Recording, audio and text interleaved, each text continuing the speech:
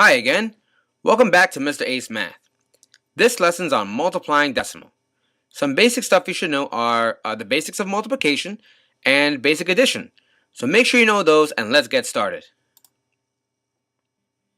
So the first thing I want to go over is the rule. How exactly do we multiply decimals?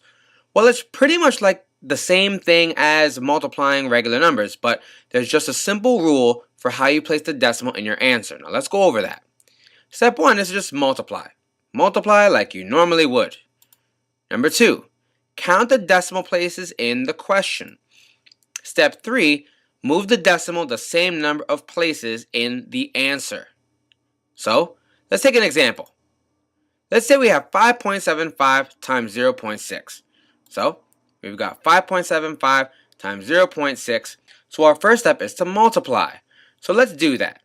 We've got 6 times 5, and that's going to be 30. Bring down the 0, carry the 3. We've got 6 times 7, that's going to be 42, plus 3 is 45. Bring down the 5, carry the 4. And we've got 6 times 5, which is going to be 30. 30 plus 4 is 34. So we have our numbers here. Step 2, count the decimal places in the question. Well, the decimal places are the places to the right of the decimal. Well, how many of those do we have? We have 1, 2, 3. We've got a total of 3 places. We've got the tens place here, the hundreds place here, and the tens place here. So, to the right of the decimal, we have 1, 2, 3 numbers. Therefore, in our answer, we're going to move the decimal the same number of places. So, we're going to start from here on the right, and then move our decimal 3 places. 1, 2, 3, place it there. So our answer is 3.450. Another example, 0.26 times 9. Well, the same exact procedure. We'll start with multiplying. 9 times 6 is 54. Bring down the 4, carry the 5. 9 times 2 is 18. 18 plus 5 is going to be 23. Bring down the 3, carry the 2. 9 times 0 is 0, and we add 2 to 0, and that gives us 2. Now, step 2 is to count the decimal places in the question. Well, how many decimal places do I have in the question? I have 1 here and 1 here, so I have a total of 2 places to the right of the decimal. So, that brings me to step 3.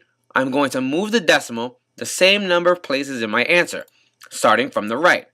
So if I move my decimal 2 places from here, 1, 2, place it there, my final answer is 2.34. So how about this example? 0.175 times 0.15. Well, let's start with writing it down, and then step 1 is just to multiply, just like we normally would. We've got 5 times 5 is going to be 25. Bring down the 5, carry the 2. Then we've got 7 times 5 is 35, plus 2 is 37. Bring down the 7, carry the 3. 5 times 1 is 5, plus 3 is 8, so we'll put the 8 right down there. And then 5 times 0 is just 0. Well, we still have more multiplying to do because we still have to multiply by the 1.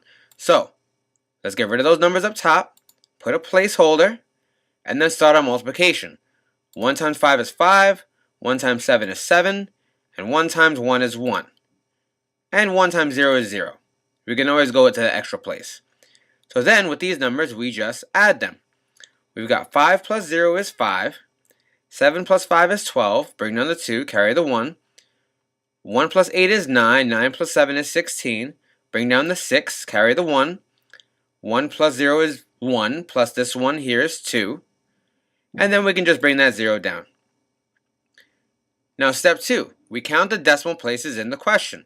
Well, how many places do we have? We have 1, 2, 3, 4, and 5. So that's a total of 5 decimal places, which means in step 3, we're going to move the decimal the same number of places. We're going to move the decimal in our answer 5 places to the left, starting from the right. So we'll move 1, 2, 3, 4, 5, put our decimal there. Our final answer is 0.02625. And how about this example? 0.006 times 0.003. Well, let's write that down to multiply and start with step 1, which is just multiply. We've got 3 times 6, which is 18.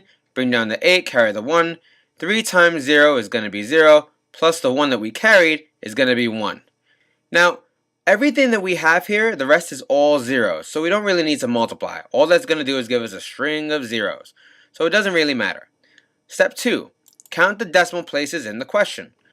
We have 1, 2, 3, 4, 5, 6 decimal places. 6 decimal places in our question, which brings us to step 3. This means we have to move 6 decimal places in our answer. But the issue is we don't have enough places to move. So we'll move 1, 2 places, but we still have how many more places to go? Well, if we had to move a total of 6 places, and we've only moved 2 so far, well, we're going to have to annex 4 zeros. 1, 2, 3, 4. Now I can move the 4 extra spaces. That makes a total of 6 places. My final answer is 0.000018. So here's your pause and practice. Just pause and practice. When you're done, unpause the video. After a 3, 2, 1 countdown, your answer will be displayed. Go.